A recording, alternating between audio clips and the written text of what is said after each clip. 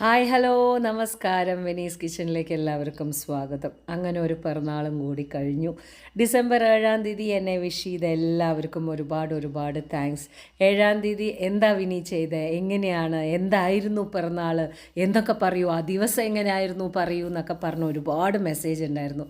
മക്കളെ, 7-ാം തീയതി പിറന്നാൾ ആഘോഷിച്ചില്ല. ഞാൻ ഓൾറെഡി കമ്മിറ്റഡ് ആയിരുന്നു, ഒരു ഈവൻറ്റ് ഞാൻ കമ്മിറ്റഡ് ആയിരുന്നു. അതുകൊണ്ട് തന്നെ 7-ാം തീയതിക്ക് ശേഷമാണ് നമ്മൾ പിറന്നാളൊക്കെ ആഘോഷിച്ചത്. അപ്പോൾ ഫ്രണ്ട്സൊക്കെ കൊണ്ടുവന്ന് തന്നിട്ടുള്ള ബൊക്കെയും കേക്ക് കട്ടിങ്ങും ഒക്കെയാണ് നിങ്ങൾ കണ്ടത്. 7-ാം തീയതി ഞാൻ എന്താണ് കമ്മിറ്റ്മെൻറ്റ് ചെയ്തത്, ഒരുപാട് പേര് ചോദിച്ചിട്ടുണ്ടായിരുന്നു, ഒരു ഈവൻറ്റ് ചെയ്യണത് കാണിച്ചു തരുമോ, എങ്ങനെയാണിത് തുടങ്ങുക, എങ്ങനെയാണിത് അവസാനിക്കുക എന്നൊക്കെ ചോദിച്ചിട്ടുണ്ടായിരുന്നു. അപ്പോൾ ഞാൻ വിചാരിച്ചു എന്നാൽ ഈവൻറ്റ് ചെയ്യുന്നത് തന്നെ കാണിച്ചു തരാം എന്നുള്ളത്. സോ ബേസിക്കലി ഇത് ഒരു ഫാമിലിയിൽ ഒരു 50th ബർത്ത്ഡേ ആണ്. ഒരു ഹസ്ബൻഡിൻ്റെ ഒരു ഫാമിലിയിൽ ഒരു വൈഫ് കൊടുക്കുന്ന പിറന്നാൾ സർപ്രൈസാണ്. 50th ബർത്ത്ഡേ ആണ് അവരുടെ ഹസ്ബൻഡിൻ്റെ. അങ്ങനെ നമ്മൾ ഒരു 2 മാസം മുമ്പ് മുതൽ തന്നെ അവരുടെ കൂടെ വർക്ക് ചെയ്യാൻ തുടങ്ങി.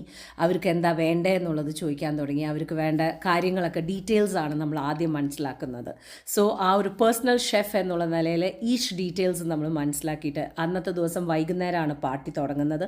അപ്പോൾ തന്നെ മെറ്റീരിയൽസ് എല്ലാ സാധനങ്ങളും തന്നെ വന്നിട്ടുണ്ടായിരുന്നു.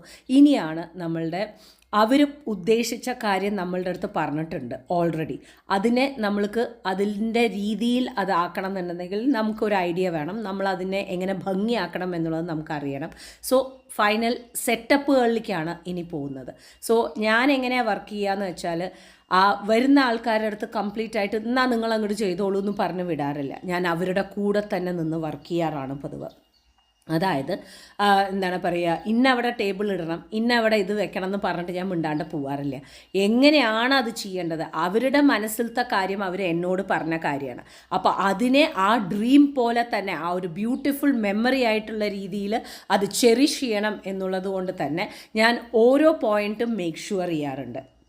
അതായത് അവരെങ്ങനെ നമ്മളുടെ അടുത്ത് ആ കാഴ്ചപ്പാട് പറഞ്ഞു, അതിൻ്റെ കൂടെ നിന്നിട്ട് തന്നെ അവർ വർക്ക് ചെയ്യണ എല്ലാ ആൾക്കാരുടെ കൂടെ നിന്നിട്ട് വർക്ക് ചെയ്യുക എന്നുള്ളതാണ് എൻ്റെ ശൈലി. സോ നമ്മൾ ഒരു ഉച്ചയായപ്പോൾ വൈകുന്നേരം 5 മണി 6 മണി ആകുമ്പോഴാണ് തുടങ്ങുന്നത്. ഉച്ചയ്ക്ക് 12:30ക്കാണ് നിങ്ങൾ ഈ കാണുന്നത്.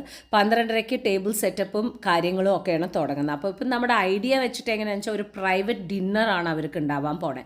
അപ്പോൾ പ്രൈവറ്റ് ഡിന്നറിനുള്ള 20 പേര് ഒരുമിച്ച് ഇരിക്കുന്ന പോലെയുള്ള ഒരു സ്ട്രെച്ചിൽ ഇരിക്കുന്ന പോലെയുള്ള ഒരു പ്രൈവറ്റ് ഡിന്നർ ടേബിൾ സെറ്റിംഗ് ആണ് കാണുന്നത്.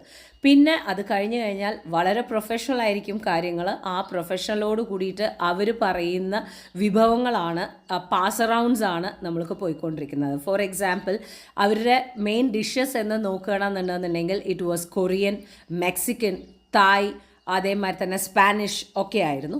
അപ്പോൾ ഇത് പാസ് അറൗണ്ട്സ് എന്ന് പറയുന്ന സംഭവമാണ്. അതായത് എല്ലാവരും നിൽക്കും, ഇത് ഇങ്ങനെ സ്നാക്സ് പാസ് അറൗണ്ട് ആയിട്ട് പോയിക്കൊണ്ടിരിക്കും. സോ എന്നെ അസിസ്റ്റ് ചെയ്യാൻ ഈവൻറ്റ്സിൽ ഷെഫുമാരുണ്ട്, അതേമാതിരി സർവീസിന് ആൾക്കാരുണ്ട്. അപ്പോൾ എന്താണ്, അവരുടെ കിച്ചണിലാണ് നമ്മൾ വർക്ക് ചെയ്യുന്നത്. സോ ഓരോ പാസ് അറൗണ്ട്സും ഏകദേശം ഒരു 5-6 പാസ് അറൗണ്ട്സ് ഉണ്ടായിരുന്നു. പിന്നെ മെയിൻ കോഴ്സസ് ഒക്കെയാണ്. സോ ഓരോ പാസ് അറൗണ്ട്സിൻ്റെ ഗ്യാപ്പ് എന്ന് പറയുന്നത് 20 മിനിറ്റ് ഗ്യാപ്പ് കൊടുത്തിട്ടാണ് നമ്മൾ പാസ് അറൗണ്ട്സ് കൊണ്ടുപോകാറുള്ളത്. സോ അങ്ങനെ ഓരോ പാസ് അറൗണ്ട്സും ഇവിടുന്ന് നമ്മൾ പ്രിപ്പയർ ചെയ്ത് ചൂടോട് കൂടിയിട്ട് കാര്യങ്ങൾ പ്രിപ്പയർ ചെയ്ത് കഴിഞ്ഞതിന് ശേഷം നമ്മൾ എല്ലാം നീറ്റായിട്ട് അറേഞ്ച് ചെയ്തിട്ട് നമ്മൾ സർവീസ് ചെയ്യുന്ന ആൾക്കാർ അങ്ങോട്ട് കൊണ്ടുപോകും. പ്ലസ് ഞാനും കൂടി പോവും. ഗസ്റ്റുകളെ എനിക്ക് കാണിക്കാൻ ബുദ്ധിമുട്ടുണ്ട്. എന്താ കാരണം വെച്ചാൽ ഒരു പ്രൈവസി മാനിച്ചുകൊണ്ട് തന്നെ ഞാൻ നമ്മളെ മാത്രമേ കാണിക്കുന്നുള്ളൂ എന്താണെന്നുള്ളത്. ഇനി വരും, നമുക്ക് ഈവൻറ്റിൻ്റെ ടേബിൾ സെറ്റ് ചെയ്യാം. അപ്പോൾ അവർ പറഞ്ഞ ഒരു കാര്യം എന്തായിരുന്നു എന്ന് വെച്ചാൽ, ഞങ്ങൾക്ക് കോസി ആയിട്ടുള്ള പ്രൈവറ്റ് ആയിട്ടുള്ള ഒരു ഡിന്നർ ടേബിൾ സെറ്റിംഗ് ആണ് ഞങ്ങൾ ഉദ്ദേശിക്കുന്നത് എന്നാണ് പറഞ്ഞിട്ടുണ്ടായിരുന്നത്. സോ എൻ്റെ മനസ്സിൽ ഞാൻ കണ്ട ആ ഒരു വിക്ടോറിയൻ പോലെ ഒരു ഇംഗ്ലീഷ് സ്റ്റൈലായിട്ടുള്ള രീതിയിലുള്ള കോസി ആയിട്ടുള്ള ഒരു ടേബിൾ സെറ്റിംഗ് ആണ് ഞാൻ ചെയ്തിരിക്കുന്നത്. അപ്പോൾ 20 പേര് ഇരിക്കുന്ന പാകത്തിനുള്ള ടേബിൾ സെറ്റിംഗ്. ആൻഡ് ആ ടേബിൾ സെറ്റിങ്ങിൽ ഫ്രഷ് ഫ്ലവേഴ്സ് ആണ് വെച്ചിരിക്കുന്നത്. ആ റണ്ണർ മെയിനായിട്ട് വൈറ്റ് ആണ് കൊടുത്തിരിക്കുന്നത്. അത് കഴിഞ്ഞതിന് ശേഷം റണ്ണർ ഗ്രീൻ ആണ് കൊടുത്തിരിക്കുന്നത്. ആ ഒരു ഈവനിങ് കോസി സെറ്റപ്പിന് നല്ല ഒരു ഭംഗിയായിരിക്കും ഗ്രീൻ എന്ന് പറയുന്നത്. അത് കഴിഞ്ഞതിന് ശേഷം ഫ്രഷ് ഫ്ലവേഴ്സ് വിത്ത് ക്യാൻഡിൽസ് ആണ്. ഇപ്പോൾ ഞാൻ ഇട്ടുകൊണ്ടിരിക്കുന്നത്, നിങ്ങൾ കണ്ടുകൊണ്ടിരിക്കുന്നതും ഫ്രഷ് പെറ്റൽസ് ആണ്, ഫ്ലവേഴ്സിൻ്റെ പെറ്റൽസ് ആണ്. അതും ഞാൻ യൂസ് ചെയ്തിരിക്കുന്നത് വൈറ്റ് ആണ്. ഇനിയിപ്പോൾ നിങ്ങൾ നോക്കുകയാണെങ്കിൽ പെർഫെക്റ്റ് ആയിട്ട് നമ്മൾ സെറ്റ് ചെയ്ത് കഴിഞ്ഞു. ഇപ്പോൾ 8:30 ഗസ്റ്റുകൾ വന്ന് ഇരിക്കാൻ തുടങ്ങും. അപ്പോൾ ഓരോ ടേബിളിലും ആ ഒരു എന്താ പറയുക, നമ്മുടെ നാപ്കിൻ്റെ മുകളിലടക്കം നമ്മൾ കെട്ടിവെച്ചിരിക്കുന്ന ഒരു വൈറ്റ് കളർ ഫ്രഷ് ഫ്ലവറും ഒരു ലീഫും കൂടിയിട്ടാണ് കെട്ടിവെച്ചിരിക്കുന്നത്. സോ ഇങ്ങനെയൊക്കെയാണ് ഈവെൻറ്റിൽ സെറ്റപ്പ് എന്ന് പറഞ്ഞിട്ട് ഉണ്ടാവുക. എല്ലാവരും എൻ്റെ അടുത്ത് ചോദിച്ചു ഡിസംബർ 7-ാം തീയതി അപ്പോൾ എന്തായാലേ അടിച്ചു പൊളിച്ചു എന്നല്ല. ഇല്ല, ഞാൻ വർക്കിൽ ബിസി ആയിരുന്നു. Because it is A committed work. അപ്പോൾ അതുകൊണ്ട് തന്നെ നമ്മൾ കമ്മിറ്റഡ് അതുപോലെ തന്നെ ചെയ്യും. എനിക്ക് ബാക്കിയൊക്കെ പിന്നെ ഉള്ളൂ. അപ്പോൾ അതിനുശേഷം പിറന്നാൾ കാര്യങ്ങളൊക്കെ നമ്മൾ അതിന് ശേഷം ആഘോഷിച്ചു.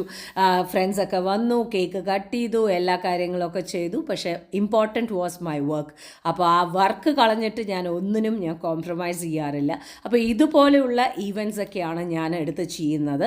അപ്പോൾ നിങ്ങൾക്കും വല്ല കിഡ്സിൻ്റെ വല്ല ദുബായിലും ഷാർജയിലും ഒക്കെ ഇരിക്കുന്ന ആൾക്കാരാണെങ്കിൽ കുട്ടികളുടെ വല്ല പാർട്ടിയോ ഇതേമാതിരിയുള്ള വല്ല കോസി ആയിട്ടുള്ള രീതിയിലുള്ള പ്രൈവറ്റ് ഡിന്നേഴ്സോ അങ്ങനെയൊക്കെ വല്ലതും ഉണ്ടെന്നുണ്ടെന്നുണ്ടെങ്കിൽ എൻ്റെ അടുത്ത് പറയൂ. ഞാൻ നിങ്ങൾക്ക് എങ്ങനെയാണ് അത് വർക്കൗട്ട് ചെയ്യുക എന്നുള്ളത് ഞാൻ നിങ്ങൾക്ക് ഹെൽപ്പ് ഔട്ട് ചെയ്യാം.